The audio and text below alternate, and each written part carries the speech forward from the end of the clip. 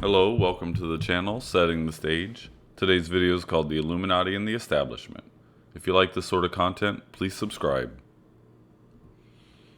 And first, since Illuminati in Politics is published, it is best to differentiate the political versus the establishment. The banking industry is the establishment. The political are temporary and the establishment is permanent. Political is a front manipulated by the establishment to protect their interests and to advance their control. And now I'd like to do an Illuminati history recap since it really sets the stage for the rest of this video. And what we saw in the Illuminati history video was that the Illuminati were connected to the Rothschilds, since the Rothschilds were bankers to members of the original Bavarian Illuminati. And he was banker to Prince von Dalberg and the House of Hesse. And the House of Hesse had two connections to the original Bavarian Illuminati. Karl in the middle was a member of the original Bavarian Illuminati, and his brother William, the head of the House of Hesse, hosted the Congress of Wilhelmsbad, where the Illuminati merged with Freemasonry. And that's one of the connections the Illuminati has to Freemasonry. So the other connection they had was that the House of Hesse had a mercenary army that was used during wars and revolutions. And then we saw how the Illuminati instigated the French Revolution, which led to the French Constitution that has the Illuminati symbolism, Freemasonic symbolism of the all-seeing eye at the top. Then we saw how the French Revolution led to the Napoleonic Wars, and that the Rothschilds used their two Illuminati connections to play both sides during the Napoleonic Wars to profit from them. And then after the Battle of Waterloo, they got control of the Bank of England's bond market, putting them in control of the debt of the Bank of England. And then also we saw how the Napoleonic Wars led to the Congress of Vienna in the Illuminati and the New World Order video. And that's really the pattern that they use to build the global government. It's called order out of chaos. And if you think about the Napoleonic Wars leading to the Congress of Vienna, which was the predecessor to the EU, which is a step in global government, then you would think about World War I leading to the League of Nations and the World War II leading to the UN.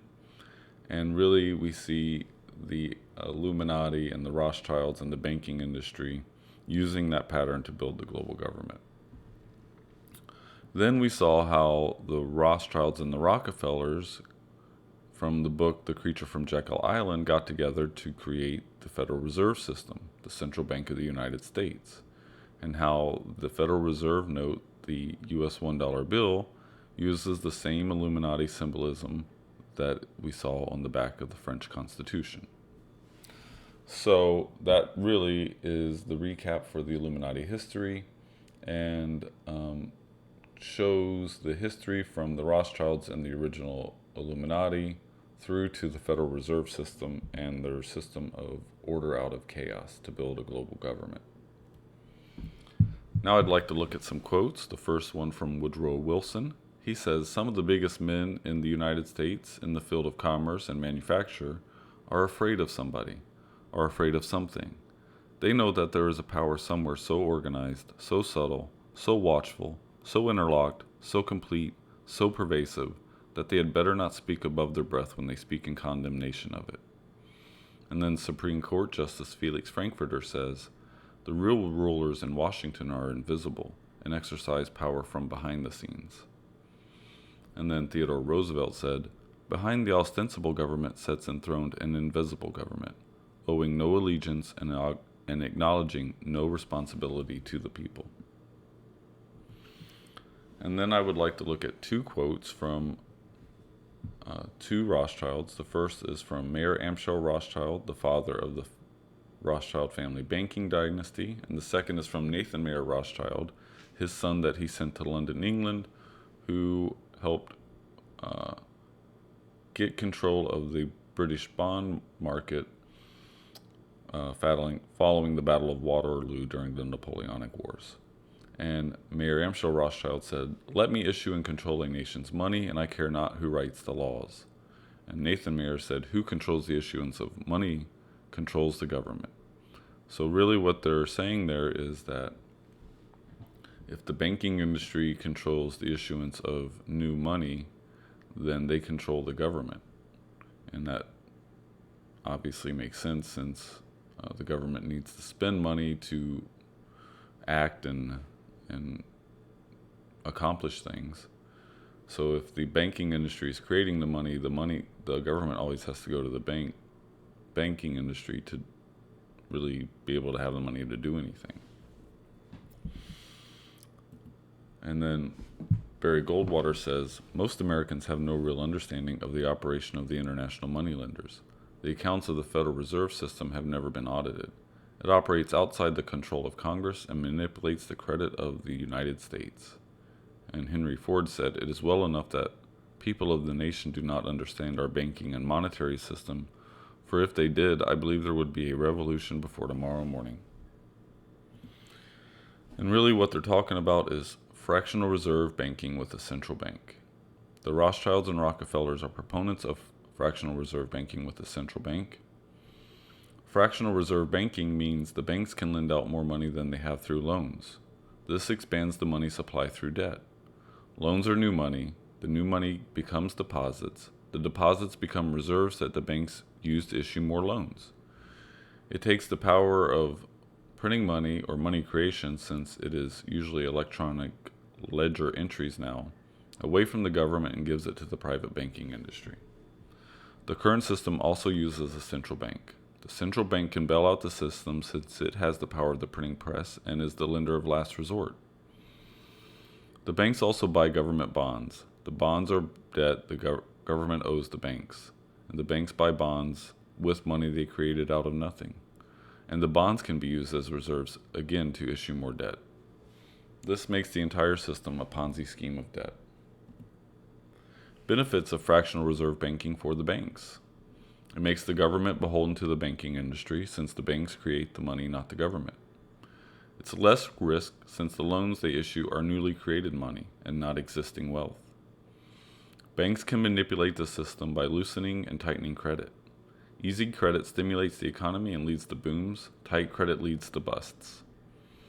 The banks win either way in booms or busts. They get the profits during the booms, then they get to repossess property that was bought with the money created out of nothing during the busts. And they usually get government bailouts during the busts as well.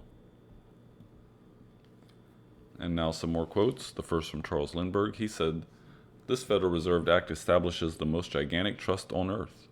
When the President Wilson signs the bill, the invisible government of the monetary power will be legalized." And he's talking about the Federal Reserve Act that established the Federal Reserve Bank of the United States. And then after Woodrow Wilson signed that act into law, creating the Federal Reserve Bank, he said, "I am the most unhappy man. I have unwittingly ruined my country. A great industrial nation is now controlled by its system of credit. We are no longer a government by free opinion, no longer a government by conviction and the vote of the majority, but a government by the opinion and duress of a small group of dominant men." And they control the banking industry. Again, we see the symbolism in the banking industry. And they use the military and police as their enforcers.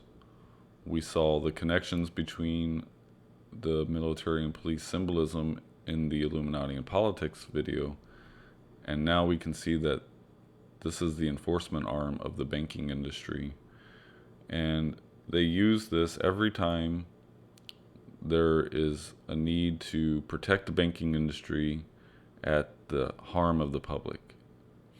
And we can see that as an example in the Great Depression.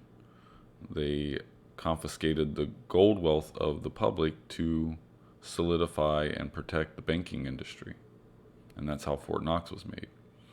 Again, we can see that from the recent housing crisis, that when the banking industry had bad business practices, they didn't let the banking industry fail like would be common for or a capitalist system. But they came in and protected the banking industry by bailing it out and creating more debt that the public owes. And if anyone doesn't like it or steps out of line, the military and police will enforce these rules to protect the banking industry and harm the public. And we also see how the tech industry and the social media companies are in bed with the government. They use their collection of data as we give it to them, really to surveil us. We give them the information and they share that with the government. And they use Freemasonic and Luciferian symbolism. Another quote from Professor Carroll Quigley, who was professor of Bill Clinton. He said the powers of financial capitalism had another far-reaching aim, nothing less than to create a world system of financial control in private hands, able to dominate the political system of each country and the economy of the world as a whole. This system was to be controlled in a feudalist fashion by the central banks of the world acting in concert, by secret agreements, arrived at in frequent private meetings and conferences. The apex of the system was the Bank for International Settlement in Basel, Switzerland, a private bank owned and controlled by the world's central banks, which were themselves private corporations. The growth of financial capitalism made possible a centralization of world economic control and use of this power for the direct benefit of financiers and the indirect injury of all other economic groups. And then another quote from New York City Mayor John Hyland. He says, "The real menace of our republic is this invisible government, which like a giant octopus sprawls its slimy length over city, state, and nation. Like the octopus of real life, it operates under cover of a self-created screen. At the head of this octopus are the Rockefeller Standard Oil interests and a small group of powerful banking houses, generally referred to as international bankers. The little coterie of powerful international bankers virtually run the United States government for their own selfish purposes. They practically control both political parties."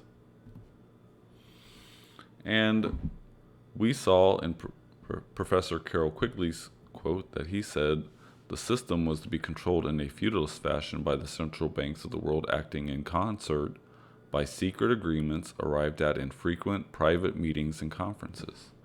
As an example of these private meetings and conferences, we're going to take a look at the Trilateral Commission, the Council on Foreign Relations, and the Bilderberg Group. The Trilateral Commission was founded by David Rockefeller to foster closer cooperation among Japan, Western Europe, and North America, the three most powerful economic regions of the world at the time. And if you foster cooperation between them, then you are solidifying the global government, which is really the goal of all these commissions and organizations and conferences. The Council on Foreign Relations. In the late 30s, the Rockefeller Foundation began contributing large amounts of money to the council. The council achieved much greater prominence within the government and the State Department when it established a strictly confidential war and peace studies, funded entirely by the Rockefeller Foundation. David Rockefeller joined the council in 1941 and was appointed director in 1949. And a quote from David Rockefeller from a Council on Foreign Relations meeting says, "We are grateful to the Washington Post, the New York Times, Time Magazine, and other great publications, whose directors have attended our meetings and respected their promises of discretion for almost 40 years. It would have been impossible for us to develop our plan for the world if we had been subjected to the lights of publicity during those years. But the world is more sophisticated and prepared to march towards a world government. The supranational sovereignty of an international elite and world bankers is surely preferable to the national autodetermination practiced in past centuries." The Bilderberg Group.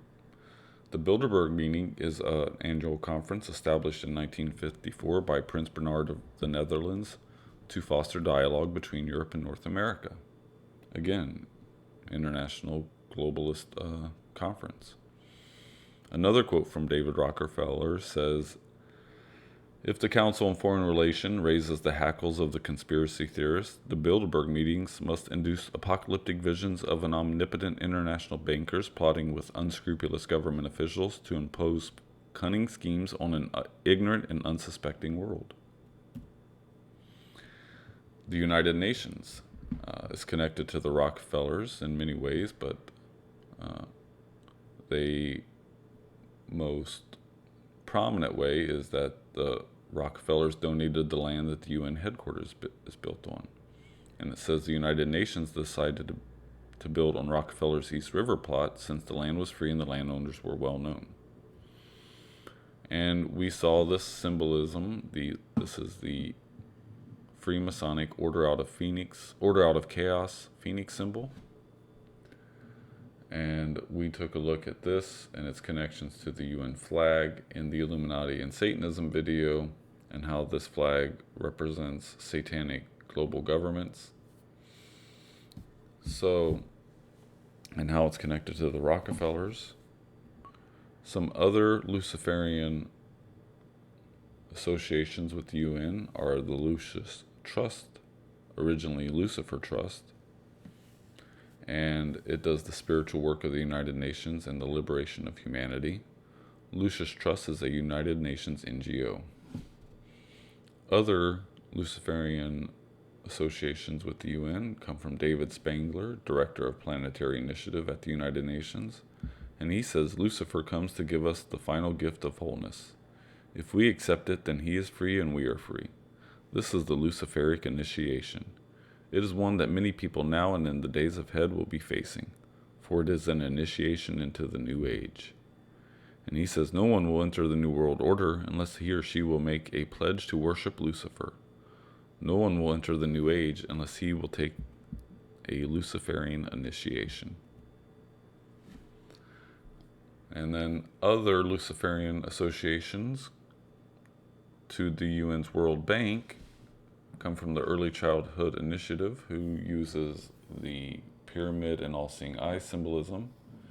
And we can see its Freemasonic associations and its Satanic associations.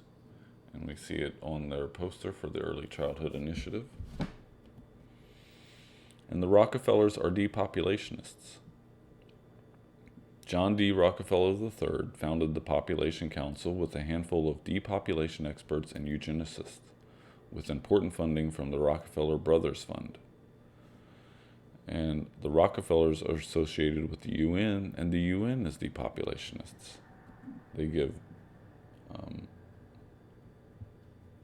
They try to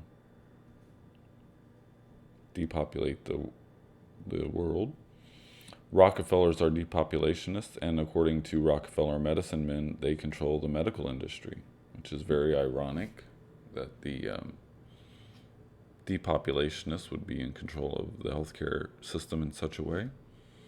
And again, we see connections to the Illuminati symbolism with the medical industry through the caduceus, similar to what's seen on the Baphomet.